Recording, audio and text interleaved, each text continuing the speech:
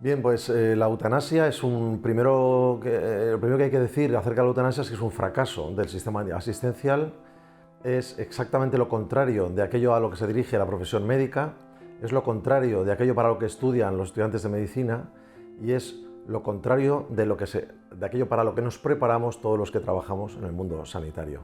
La medicina ha estado siempre y sigue estándolo dirigida a curar, aliviar o prevenir, pero nunca a provocar la muerte de un paciente ante el cual no sabemos cómo actuar. De hecho, las leyes de eutanasia no han prosperado más que en 4 países en todo el mundo. Uno de ellos, tristemente, el último en llegar y aprobar esta ley ha sido España. El resto de países, prácticamente la totalidad, salvo Estados Unidos y Canadá, del mundo desarrollado, Suiza y algunos países de Países Bajos, Benelux, salvo estas excepciones, ningún país legaliza una norma que permite matar a otro semejante. Al contrario, las corrientes del pensamiento en las civilizaciones modernas tienden a eliminar la pena de muerte. Es decir, aún los peores asesinos hoy en día no son sometidos a pena de muerte, ha sido abolida en la mayor parte de los países desarrollados porque hay un reconocimiento implícito de la dignidad del ser humano. Eliminar la vida de un ser humano es eliminar toda esperanza, es eliminar todo derecho. Cuando hablamos de medicina, pretender eliminar el sufrimiento aniquilando al que sufre, esto es un contrasentido, es algo que traiciona al espíritu mismo de la medicina. La gente no está bien informada sobre el sufrimiento, las causas que pueden inducir a aprobar una cosa como la eutanasia, es decir, a aprobar algo que siempre hemos detestado, por ejemplo, el suicidio. Cuando alguien tiende a suicidarse, cuando alguien tiene tendencias suicidas, lo primero que hacemos es darle asistencia médica, darle tratamientos para tratar de sacarlo de esta patología, que es algo que se aleja de la normalidad, que es algo que es contra natura, que es una persona se quiera procurar la propia muerte, cuando es al revés, estamos todos programados para mantener y sostener la vida. Cuando alguien se ha intentado suicidar o se está intentando suicidar, tratamos de impedírselo. Y si se ha intentado suicidar, tratamos de devolverlo a la vida, de curarlo y de restaurar en él el equilibrio que ha perdido y que le ha llevado a desearse la muerte. Sin embargo, con la aparición de la eutanasia, todo esto es una vuelta de calcetín. La pena de muerte que hemos denostado, el suicidio que tratamos de evitar, de repente pasan a ser legales. Y uno que ha estudiado y se ha formado para procurar la salud, para prevenir o para aliviar el sufrimiento cuando no se puede curar, de repente se le va a pedir que provoque la muerte de su paciente. ¿Por qué la gente justifica la eutanasia? Porque la gente entiende que no quiere sufrir en el momento de la enfermedad o de la proximidad de la muerte. Hoy en día, el avance de la medicina permite asegurar con bastantes probabilidades que el sufrimiento al final de la vida, en las enfermedades terminales, puede paliarse en gran medida. Se puede lograr que un paciente terminal con una enfermedad grave, degenerativa, irrecuperable, muera sin dolor, muera sin ahogarse, muera controlando los síntomas de difícil control que se llaman síntomas refractarios.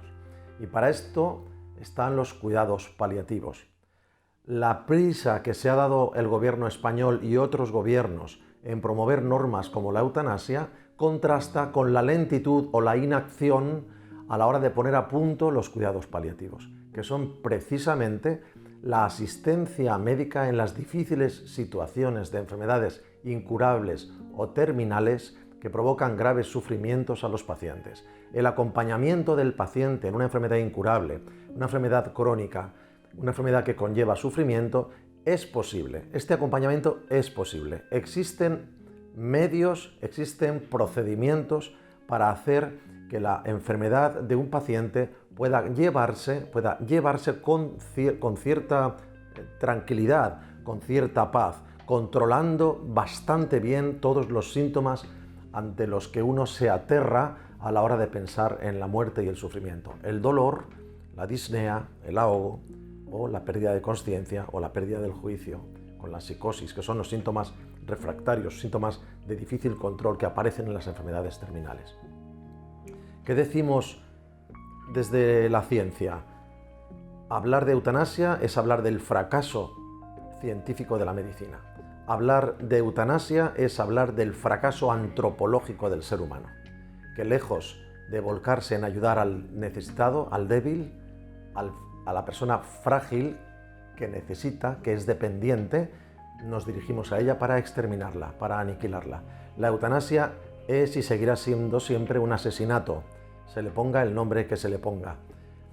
Es lo contrario de lo que le pide el corazón al ser humano, que es proteger al débil, sanar al enfermo, ayudar al dependiente, nunca exterminarlo. Y por último, los países en los que la eutanasia y el suicidio asistido, que es lo mismo, éticamente prácticamente lo mismo, en un caso es el propio paciente el que da el paso final de provocarse la muerte, pero ha sido preparado y ayudado por otros. En los países donde se han legalizado los procesos de eutanasia y suicidio asistido, las peticiones de eutanasia se han incrementado mucho y además las normas, que siempre cuando se legaliza la eutanasia en un país, se legaliza con normas restrictivas, se limita a casos muy extremos, donde el paciente tiene sufrimientos muy graves, donde el paciente tiene que pedirlo varias veces, donde no hay ninguna posibilidad, la muerte es próxima, no hay ninguna posibilidad de curación, etc. Pero una vez legalizada la eutanasia y el suicidio asistido, asistimos a, perdón por la redundancia, a una relajación de los requerimientos. Hoy en día se está reclamando ya en Países Bajos y en Suiza la eutanasia para niños. Se está reclamando también la posibilidad de legalizar la eutanasia para personas no enfermas, ni terminales, sino personas que están cansadas de vivir, personas con estados depresivos o simplemente que no quieren seguir viviendo porque en su vida no tienen más expectativas.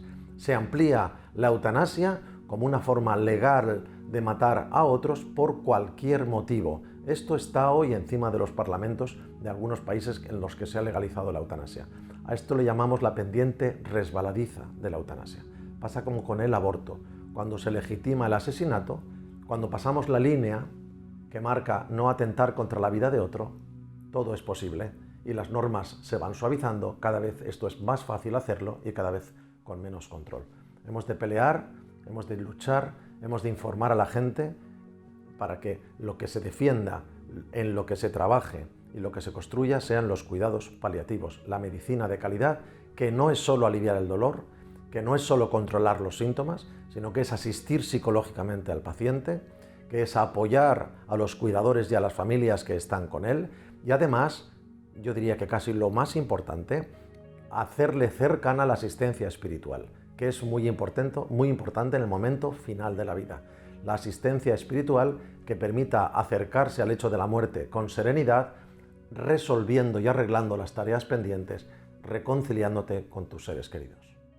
¿Sería posible aplicar la eutanasia a quien no la ha pedido?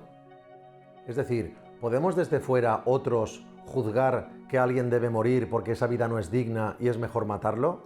Esto se está haciendo ya. En el caso de Colombia no lo sé, yo creo que la legislación, no lo sé, pero creo que no contempla esta posibilidad, pero no estoy seguro. Pero sí que te puedo asegurar, la española tampoco de momento, pero sí que te puedo asegurar que en Holanda, que llevan un largo recorrido desde el comienzo de este siglo con la eutanasia aprobada, se están practicando muchas eutanasias a ancianos en residencias geriátricas que no han solicitado la eutanasia. Y te voy a dar un dato. La mitad, esto es un trabajo publicado científico que se puede contrastar, la mitad de las eutanasias que se han practicado en los años recientes en Holanda a los mayores de 80 años no han sido solicitadas por los pacientes.